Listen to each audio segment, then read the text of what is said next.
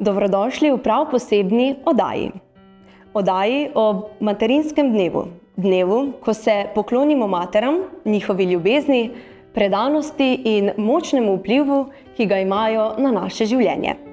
Danes bomo spregovorili o materinski moči, ki presega vsakdanje okvire, o ljubezni in hkrati o eni veliki skrbi, navdihu in veri. V tokratni oddaji bomo spoznali izjemno mater, gospo Miro Muršič-Klener iz Gornje Radgone, ki je univerzitetna diplomirana socialna delavka, dolgoletna prostovoljka in zelo srčna oseba, ki že več kot 15 let vodi društvo Sožitje Gornja Radgona. Tam pomaga ranljivim posameznikom in skrbi za njihovo vključevanje v skupnost. Z nami pa je tudi njen sin, vojaški duhovnik Matjaž Muršič, ki nam bo spregovoril o tem, kako materinska ljubezen, vera in vzgoja oblikuje njun vsak dan. Lepo pozdravljena v današnji pogovorni oddaji. Pozdrav. Mira, morda najprej eno vprašanje za vas. Materinstvo je res nekaj, oziroma vsaj jaz bi opisovala materinstvo kot nekaj, kar zelo močno oblikuje življenje družine. Ko se ozrete nazaj, kaj vam je bilo najlepše ob rojstvu vašega sina Matjaža in hkrati najtežje kot mama? Ob rojstvu Matjaža sem jaz bila že nekoliko v letih in sem nekje po eni strani z veseljem pričakovala Matjaža, po drugi strani pa spet z neko tesnobo, ker kot socialna delavka sem spremljala že veliko otrok, tudi ko so se rodili z kakšno motnjo, in sem nekje bila tudi s tem malo obtežena. Vendar vedno sem razmišljala v pozitivni smeri in se veselila Matjaževega rojstva. Kakšen je pa bil Matjaž kot otrok? Matjaž kot otrok bil je od začetka je bil v redu, tudi z spanjem, z vsemi temi stvarmi kot dojenček, lahko rečem, da je kar hitro prišel v tiste svoje tire. Že zgodaj je mogel, ker sem bila zaposlena, pa tudi oče je bil zaposlen, je mogel vrtec z prvim, ko je bil star 1 leto. Bil je radoveden, bil je navihan, vse je hotel videti, vse je hotel slišati. Tako da pravim, sva pa z možem nekje našla en taki z Atejem, taki skupen jezik, kjer sva mu dopuščala tudi to, da je lahko bil radoveden. Mož ga je, oziroma Ata ga je večkrat peljal v kako družbo, svojo družbo, tudi med lovce, ker je bil Ata lovec.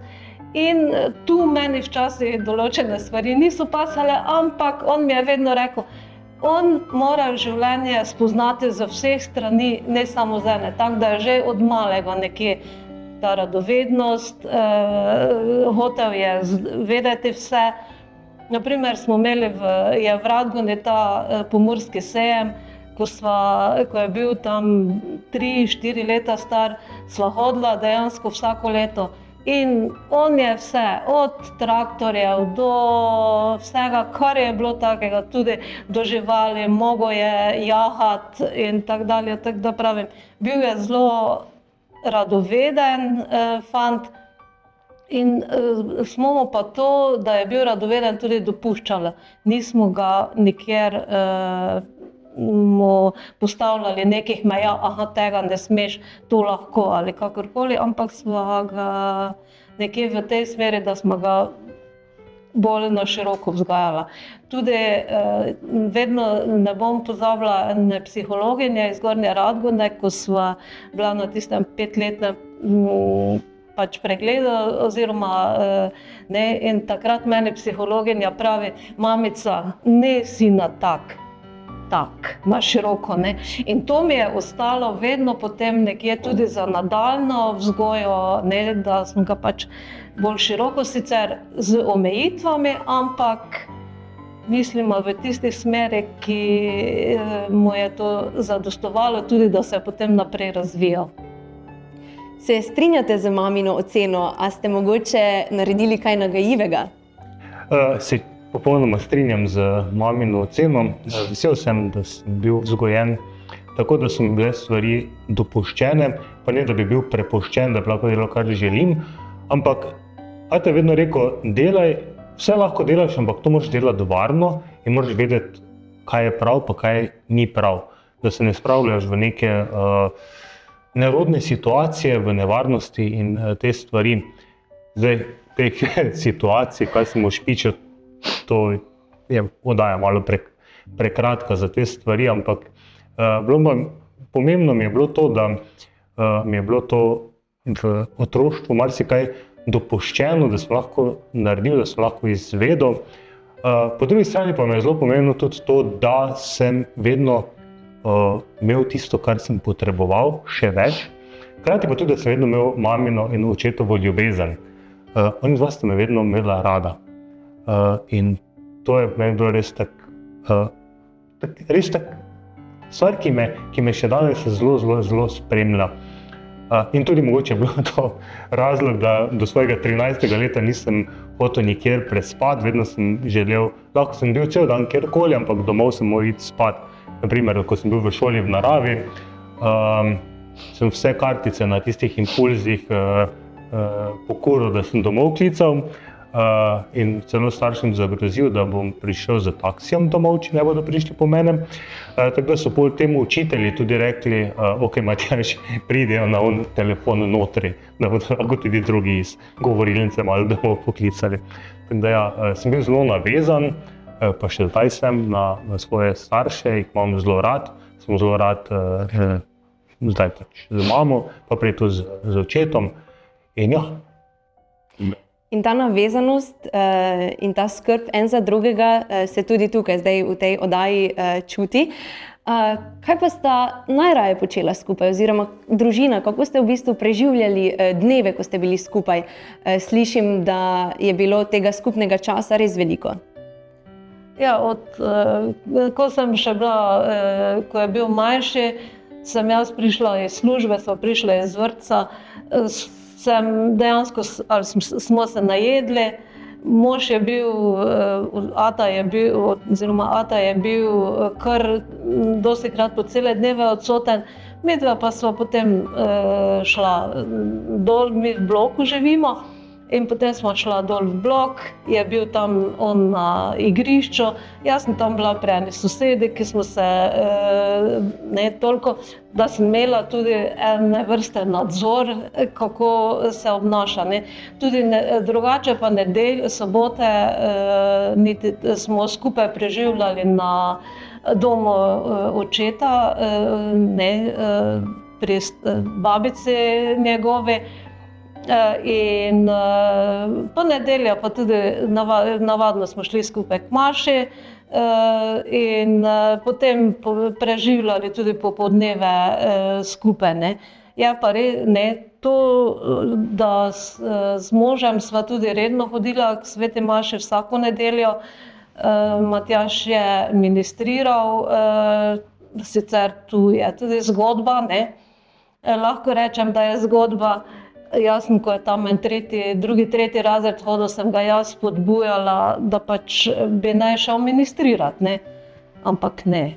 On ne bo šel. Pol pa naenkrat pa pride eno nedeljo pa reče, mama, jaz moram iti malo prej, ker grem ministrirati, ne. Mu nič nisem rekla, ampak sem se samo nasmehnila, pa sem rekla, dobro, spravi se pa pojde, ne. Da nismo takrat šli skupaj, ampak pol je on vedno kakšno minutko prej šel, ker se je mogel pripraviti, ne, in je pa do zadnjega sva pa res z možem hodila skupaj k maši, ne vedno, tako da pa tudi on zraven. Ste dali dobro izhodišče. Kdaj je prišlo v bistvu do tega, da ste rekli, zdaj pa grem? Kaj vas je potegnilo k ministriranju potem? To je spet zgodba, kot je mama rekla. V glavnem, ko sem jaz bil v 5. razredu, je se začel v Gornji Radgoni, bil prvi oratorij za otroke. In jaz to v 2 roke prinesem, tisti papir, ker moja mama je vedno za mano pogledala, kaj sem se prinesel, da nisem kaj pozabil, da je bila domača naloga narejena, to je mama vse skrbela. Res, double check bi rekli v aviaciji. In pravi, gled, a na oratorij greš? Sem rekel, ne gre.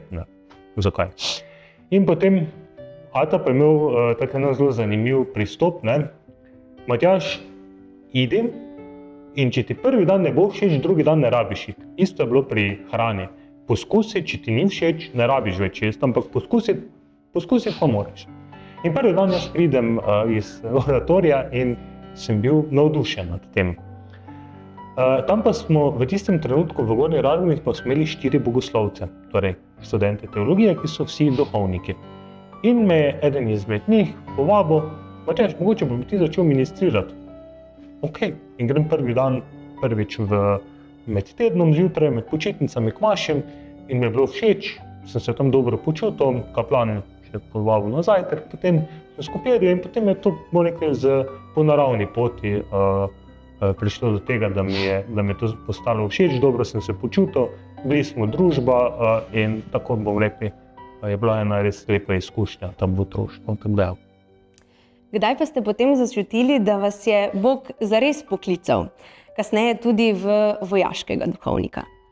Torej ja, v srednji šoli, tam v 2. letniku, smo mi dobili novega kaplana, Aleša Kalamarja, ki je žal lani tudi umrl.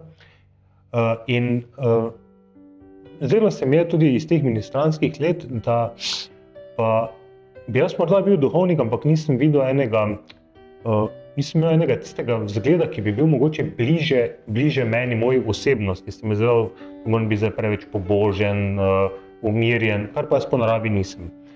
In potem je on prišel in je zatem za svojo karizmo, za svojo osebnostjo, to sem si na koncu rekel, gled, če je on lahko duhovnik, potem sem jaz tudi lahko, če se tako malo izrazim, zanimivo.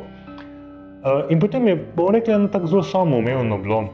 V 3. 4. letniku sem začel to resno razmišljati, šel v bogoslovje in postal duhovnik. Je bilo eno nadgradnja, da sem se v cerkvi dobro počutil, mi je bilo všeč to, kar delam,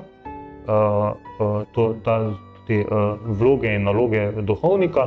Po drugi strani pa je tudi pomembno, in najpomembnejše, da verjamem v to, kar delam, da verjamem tudi v moč, ki jo Bog daje preko mene, da se pri maši res zgodi, da kruh postane Jezusovo telo, vino Jezusovo kri, da pri spovedi, da so grehi res odpuščeni, da preko krsta, preko zakramentov, molitve, blagoslovu, resnično Bog prihaja po mojih rokah v ta svet. In to je tisti temelj, na katerem tudi gradim, ker drugače je vse ostalo bolj obrtniško. Gospa Mira, kako pa ste vi sprejeli to odločitev, sinovo odločitev za duhovniški poklic? Na kakšen način ste ga podpirali ali pa mogoče tisti trenutek, ko vam je povedal, da pa jaz pa grem za duhovnika? Pravim, malo sem bila sicer presenečena, vendar nikoli pa niti z besedo, niti jaz, niti ata nisma mu rekla, da ne, da se midva s tem ne strinjamo ali kakorkoli. Od prvega trenutka, ko nama je povedal, da bo šel teologijo študirati, sva ga dejansko v tem podpirala. Jaz sem sicer, pravim, nekje tudi v taki smeri razmišljala, če se je že odločil za teologijo, naj gre teologijo študirati, pa tudi če, naprimer, ne bi sprejel posvečenja, ima tudi odprto pot vnaprej. Ne? Ni bilo zdaj to, da bo zdaj, če gre teologijo študira, da nikamor ne bo mogel, ampak je imel ravno tak, kot za vse druge te poklice na družbe oziroma tej sferi, ima vse posod, bi mu bila dejansko odprta vrata, tako da, če se je za to odločil, bila pa sem potem zelo vesela, ko se je tako daleč odločil, da je tudi sprejel posvečenje, je bil posvečen duhovnika in to so dejansko nepozabni trenutki. Gospa Mira, vaše delo pa se tudi pozna v enem takem družbenem, lokalnem okolju, torej vaše delo v društvu Sožitje in v prostovoljstvu. Tukaj pa lahko malo date ven sebe in poveste, kaj vse počnete, kako pomagate drugim in zakaj ste se sploh odločili za takšno poslanstvo, bi lahko temu rekli. Dejansko, jaz sem dokončala socialno delo. Ves čas sem bila zaposlena v sociali, na Centru za socialno delo. Začela sem pa na šoli s prilagojenim programom, kjer so pač otroci z motnjo v duševnem razvoju, tako da sem dejansko to populacijo prvo spoznala, ko sem v moji poklicni karieri. Potem ves čas sem se srečevala, potem sem se včlanila v društvo Sožitje, bila pred nekaj časa podpredsednica, hodila z njimi na tabore, smo se srečevali v teh in drugih vlogah. Sedaj pa sem dejansko, lahko rečem, malo od leta 2009, sem pa že predsednica društva Sožitje. Tu pa organiziramo naprimer za starše vikend seminar, ko grejo starši pa otroci, to so dejansko večinoma že odrasle osebe, vendar si same ne morejo pomagati in morajo vedno imeti ali ob sebi starša ali pa skrbnika, da lahko karkoli naredijo. Potem imamo tudi en taki VŽU, to je program, kjer jih izobražujemo, imamo razne delavnice v naših prostorih. Potem z njimi gremo tudi na en vikend seminar, katerega se zelo radi udeležujejo in nekateri kar pravijo, ja, dobro, da gremo, da sami gremo, da ni staršev. Tako da tudi oni, ker jaz včasih pravim, da so dejansko pri osebah z motnjo v duševnem razvoju tudi včasih starši tisti, ki mogoče jih malo bremzajo, nekje pač, da morajo vse namesto njih narediti, ko pa vidiš, da pridejo kam drugam, pa si lahko postrežejo, naprimer prehrane, ko so ti bifeji zdaj, pa to se sami zrihtajo. Če pa so starši, pa dejansko vidiš, da jim morajo starši pri tem pomagati. Jaz rada delam z njimi, starši so zdaj sem že ta mandat, zdaj zadnji mandat mislila, da ne, ampak ko so me starši pa daj ostani še, pa prosili, dejansko prosili, pa sem rekla, dobro, samo zadnja 4 leta zdaj, poleg tega še tudi sem v Karitas, delam tudi, pomagam tudi v Karitasu, sicer to zdaj, ko so dežurstva, hodim tudi na dežurstvo, pa drugače pa ne tako intenzivno, Dobro, sem članica tudi tega osnovne organizacije Rdečega križa, tu tudi nisem nekje aktivna, ker vsega ne morem, ker mi dejansko društvo Sožitje vzame veliko časa in dejansko potem ne moreš, lahko zelo aktivno, jaz mislim vse, se lahko samo na enem področju aktivno, pri drugih pa pač sodeluješ, koliko ti čas dopušča. Vidim, da res veliko pomagate, torej sprejemate res tiste stvari, kjer lahko dajete sebe in pomagate drugim. Ja, tudi to pravim, hodim tudi v dom starejših, tam imam tudi dejansko eno gospo, ki dejansko čaka na mene, lahko rečem, večkrat pokliče, ne, in se zelo želi, da pridem do nje, da se kaj pogovoriva, da ni, če ravno ima nekje tudi svoje otroke, se jo obiskujejo tudi, ampak nekako se je zgleda gospa tako na mene navezala, da pa še ena druga, ki pa je dejansko članica društva, tudi tista je tudi zelo rada, če pridem, da jo pokličem, takrat, ko pridem, pa spijemo pol kako kapučino skupaj in gremo zadovoljne potem ena in druga na raze. Matjaž, kako je v bistvu ta zgled vaše mame, kaj vas je naučil o eni potrpežljivosti, skrbi, sočutnosti? Res se lahko učite od, lahko rečem, profesionalke, od pomoči drugima, ne? Tako, to mi je bilo položeno v zibelko, ja, to je res. Ja, predvsem imel ta občutek za človeka, ta empatija, ta srčnost, to sem se zelo rad učim od mame. Bom rekel, da res v tistem, da ker spoznaš, oziroma da uvidiš človeka v njegovem stanju, ali je žalosten, ali je vesel, ali te potrebuje, ali ne, ali mu greš na živce, ali je stvar ena tak tiste čustvene inteligence, ki se je ne moreš naučiti, ampak se jo lahko samo pridobiš ob vzgledu. In ta vzgled tiste ljubezni pa požrtvovalnosti in od mame in od ateja, mislim, da me je kar v pozitivni smeri zaznamoval. Je lepo imeti ob sebi človeka, oziroma vedeti, da imaš človeka ob sebi, ki te ima brezpogojno rad, ki veš, da bi dal za tebe vse. In to ne samo v enem prenesenem pomenu, ne, ampak velikokrat sem rekel tudi ko je ata umrl, da je ata tisti, ki bi dal življenje res za mene.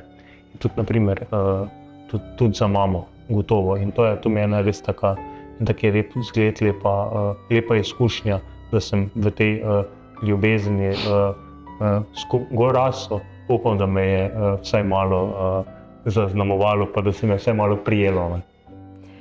Kot družina ste šli čez mnogo preizkušenj, pa bi prosila, če bi lahko z mano pa z našimi gledalci delili delček svoje zgodbe. Torej, ja, bom jaz kar začel. V glavnem, prva velika preizkušnja z zdravjem, ki sem jaz doživel pri mojih starših, je bilo leta 2020, ko mi v septembru moja mama pove, Matjaž, jaz imam občutek, da na levo oko ne vidim, pač imam zmanjši vidni kot. In s zaskrbljenostjo poslušam in vprašam mamo, kako dolgo že to je, ona pravi, ja, od marca. Rekel, mama, kje si bila prej, ne? In potem, hvala Bogu, so bili te procesi tudi v zdravstvu tako dovolj hitri, da so z 1.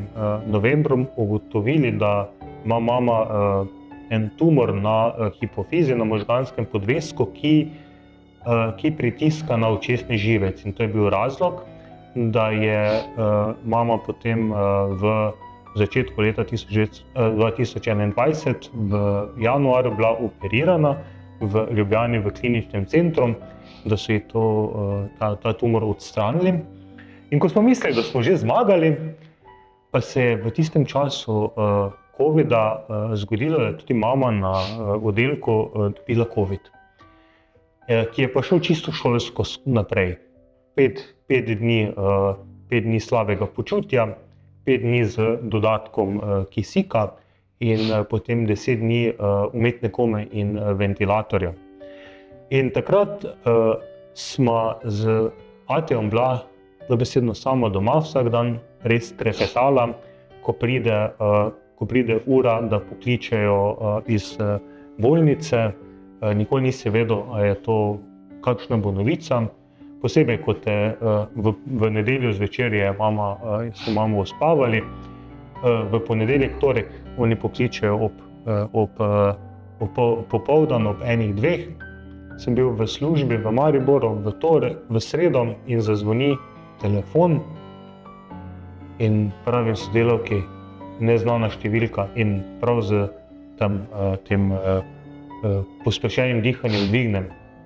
Ja, iz infekcijske kličemo, mama je v redu. Se vdahnem, ker je bil tisti timing, ni bil pravi, ne? Kot sem bil navajen. In takrat smo tudi z Atijom doma se tudi pogovarjala in smo prišli do tega, da se pa mogoče lahko zgodi, da pa mama ne pride živo domov. Ni tako samoumevno. In vem, da je takrat Ata Zilic zelo bil v skrbeh in tudi se je tudi zavedal ene tiste svoje šibkosti v tistih vsakodnevnih stvarih. Mama je skuhala, mama je oprala, mama je poskrbela. In je to bilo res tistih 2-3 mesece z rehabilitacijo, mu je res bilo zelo težko. Ampak je pa bilo po drugi strani eno upanje, da pa se bo to, da bo vse v redu. In ko je mama se zbudila, ko je odprla oči, ko je zadihala za svojimi pljuči, kar spet ni samoumevno, je pa bilo eno tako pomiritev in tako veselje, pa tudi ena tista skrb, ki je bila naš Ata, ne, on je bil zelo tak skrben in pedanten. In ko je bilo vsaj malo možnosti, da bo pa mama prišla domov vsaj za en vikend, on meni v torek, ko pridem iz službe, ker vsak dan sem se ustavil pri njem, mi pokaže poslano posteljo, imel je pripravljen voziček, hojico, vse. Glej, Matjaž, mama lahko pride danes, jaz imam vse pripravljeno.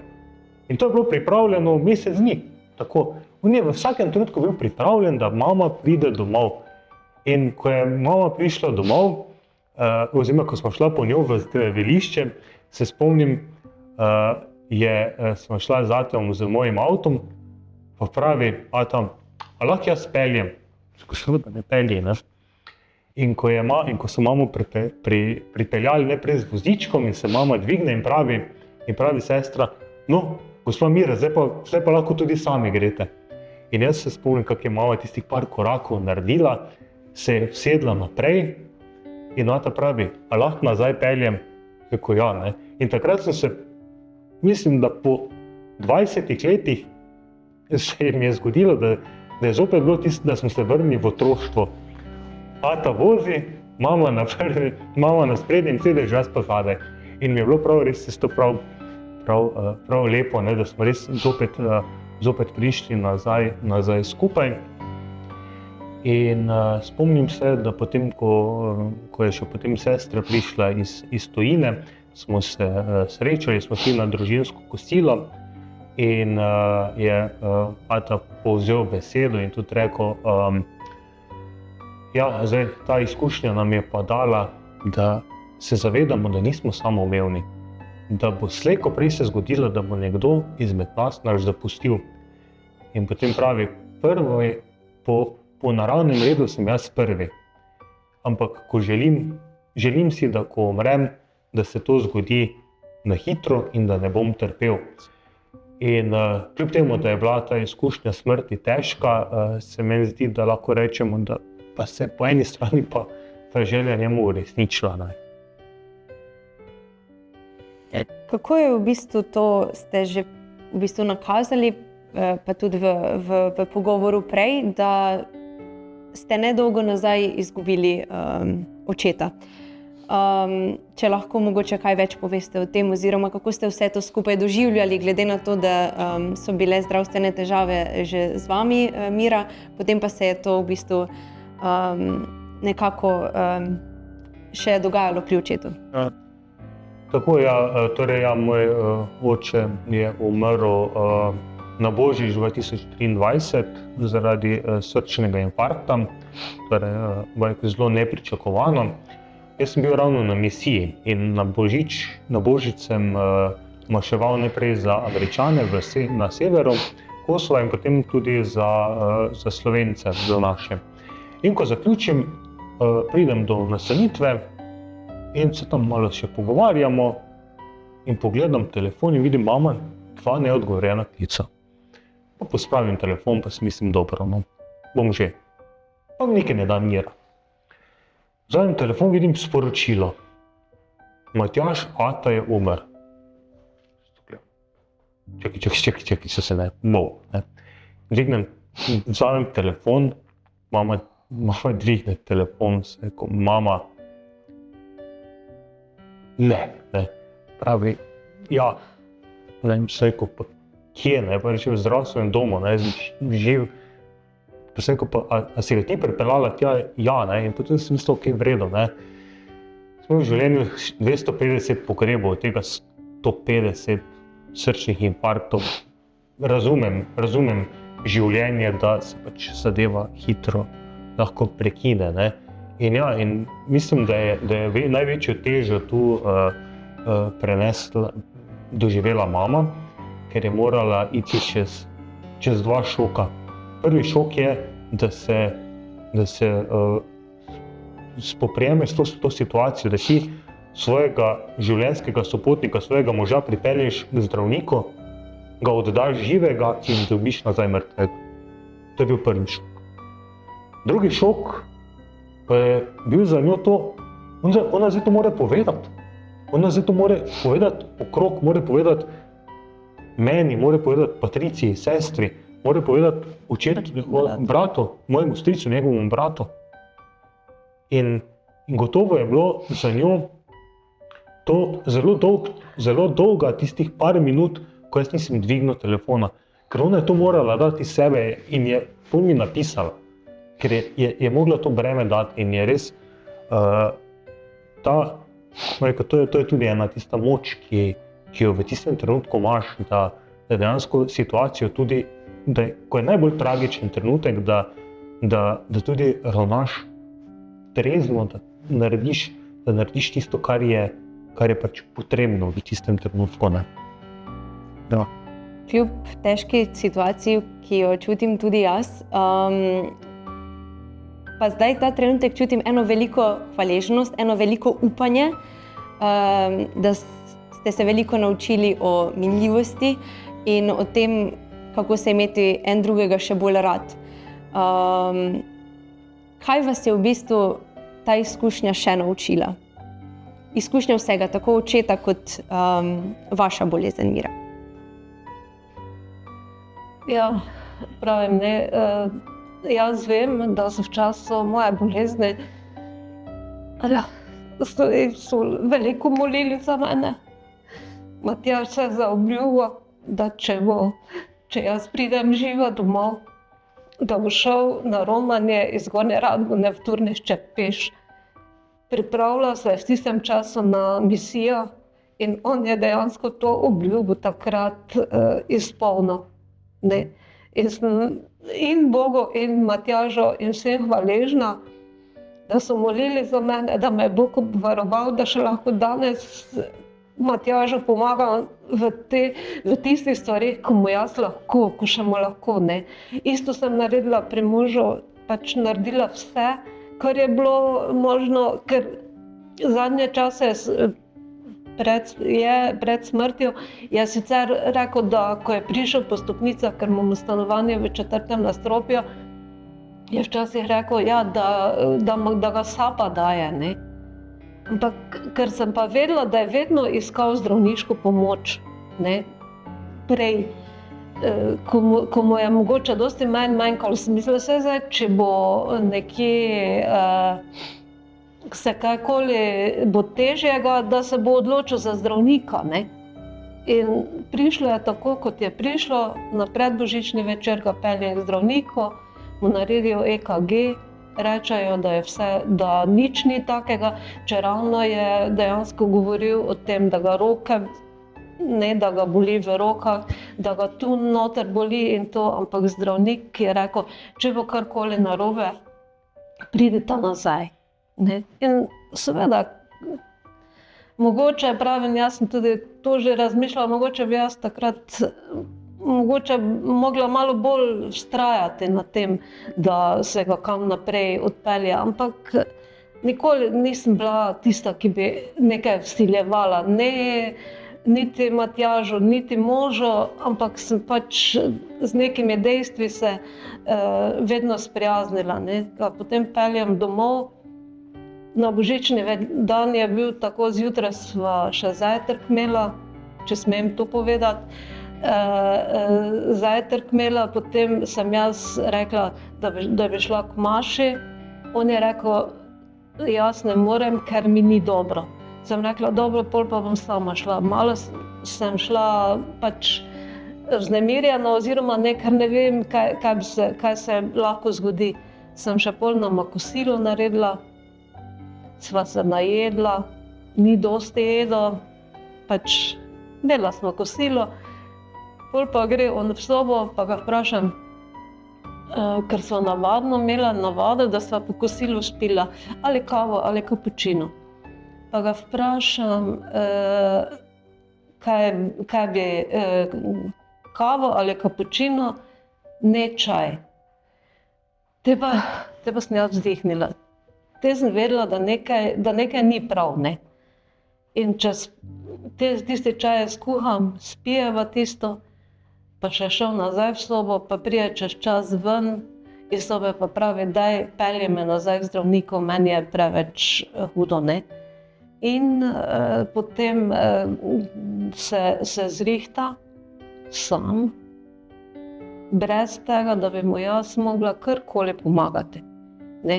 Seveda, takoj mu bi, če bi rekel, zakaj se sprava, sva šla, ga vprašam, kam, je rekel v Lenart, ne. Prideva do zdravstvenega doma, oziroma spotoma še sestaviva dejansko na njegovi domačiji, da je vzel tisti izvid, ki ga je prejšnji večer tam pustil.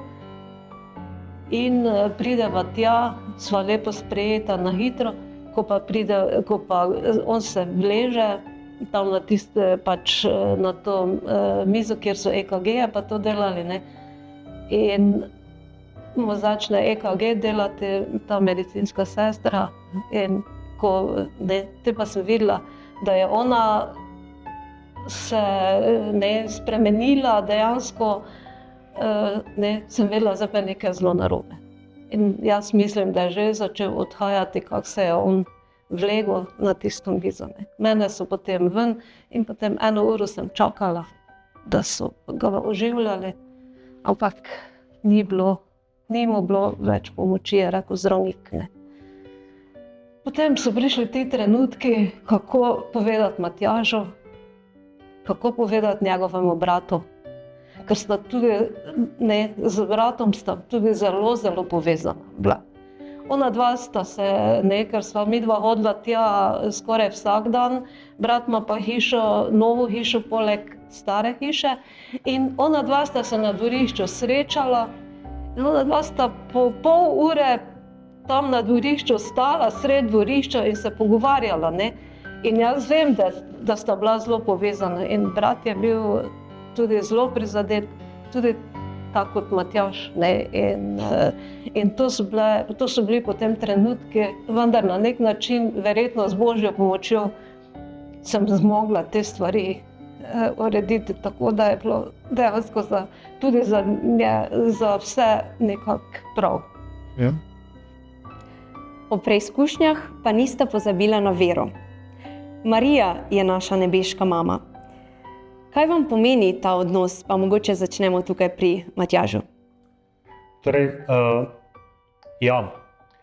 eno izkušnjo bom povedal, ko je mama bila na ventilatorju, ko se je borila za življenje na infekcijski kliniki v Ljubljani, sem pač kot otrok nisem vedel, kaj naj naredim. In sem se odločil, da bom jaz Mariji napisal pismo, ne? V smislu, ti veš, kaj moraš Jezusu reči, imaš od A do Ž črke, sestavi pa uredi, dobesedno, ne? In to sem dal takrat sem bil v Radencih, sem dal pod Marijin kip. In potem naslednji dan sem zopet napisal prošnjo na list in sem dal pod Marijin kip, in to mislim, da imam 4 te prošnje, te pisma Marije, ki so bila pod Marijinim kipom v Radencih pred oltarjem. In v soboto, ko so prišli čisti cerkev, so lahko predstavljali vse razen tistega kipa. Samo tisti so smeli predstavljati, tiste je mogli biti tam kot je. In tam je tudi prišla tista zaobljuba, ko je mama rekla, ne, da sem res šel peš iz Radenc v Turnišče, kot zahvalo, da sem res bil uslišan. Hkrati sem tudi kot tisti, ki zaupam v molitev, sem klical tudi sestre Clarisse v Turnišče in pravim, sestra, lahko prosim molite, da moja mama preživi. In sestra mi odgovori, ja, Matjaž, bomo molile, da se zgodi Božja volja. Sestra reče ti nazaj, ne, sestra, dajte vi moliti, da mama preživi, prosim. Ne? In ta izkušnja je res dala to, da nas Marija res ne zapusti, da naredi čudež, da naredi v tistem trenutku to, kar je potrebno, kar je pomembno. Kot kaže, smo še rabili. In je Marija tudi to izprosila, zdravniki so naredili svoje in tudi Božja pomoč, vsi smo molili za njo, še tudi vem, da smo imeli te takrat v COVID času Zoom konference in vedno, ko smo imeli duhovniki konference, smo še za mamo molili, takratni škof, dr. Peter Štum, je vedno rekel na koncu, še pa zmolim za Matjaževo mamo, ki ima COVID. In je res na teh krilih molitve, kot je že sama povedala, jaz verjamem, da je tudi preživela z Marijino priprošnjo. Za zaključek pa bi vaju rada povabila, da en drugemu povesta eno stvar hvaležnosti. Zakaj ste morda hvaležna en za drugega? Jaz verjamem, da bi tukaj lahko sedeli še dolgo, pa vseeno kot en tak lep zaključek en drugemu. Daj ti. Res je, Jokas. Matjaž, jaz bi se ti zahvalila za vso tvojo pozornost, ki mi jo posvečaš ves čas. Vedno si buden takrat, ko jaz kaj rabim. In mislim, da bi se tako, kot si vse skozi, da boš tudi, kot si vse doslej, da boš tudi naprej gledal na mene v tisti smeri, ko si sama ne bom mogla več pomagati, da mi boš pač ali pomagal ali uredil pomoč, res ne. In zato bom tudi molila in prosila, da boš tudi ti šel v življenju dobro skozi, da ostaneš na tej poti, kot si, ker mislim, da si duhovnik v tistem pravem pomenu besede, da ne gledaš ozko na vero kot tako, ampak nekje na široko, kot bi morali gledati dejansko vsi duhovniki. In lepo te prosim, ostani takšen kot si. Hvala, mama. Bom ostal taki, kot sem, ker drugače ne znam biti. Tako da ja. To, kar si povedala, pa je samo odsev tega, kar sem dobil od tebe pa od Ateja. Tisto pozornost, ljubezen, empatijo, tenkočutnost, da vidim v človeku človeka, da vidim v človeku Božjo podobo, da vidim človeka, ki me potrebuje v stiski. In večkrat rečem, jaz ne morem tebi, ne morem Mateju povrniti tistega, kar sta vidva meni dala skozi življenje. Lahko se pa trudim, da sem takrat, ko me res potrebujete, da sem ob vama in brez vaju jaz ne bi bil to, kar sem. Hvala tudi tebi, pa hvala Mateju, ker zdaj mislim, da je tudi ponosen na naju. Na začetku nisem vedela, kam bo peljala ta oddaja, ampak jaz mislim, da je peljala v eno tako smer hvaležnosti, ponižnosti in enega velikega upanja. Zato na tej točki ena velika hvala za vajino odprtost, za deljenje vsega lepega. Tako da hvala, da sta se odzvala našemu povabilu in hvala tudi vam, dragi gledalci, da ste prišli do konca te čudovite, morda malo drugačne oddaje, kot ste bili vajeni do sedaj.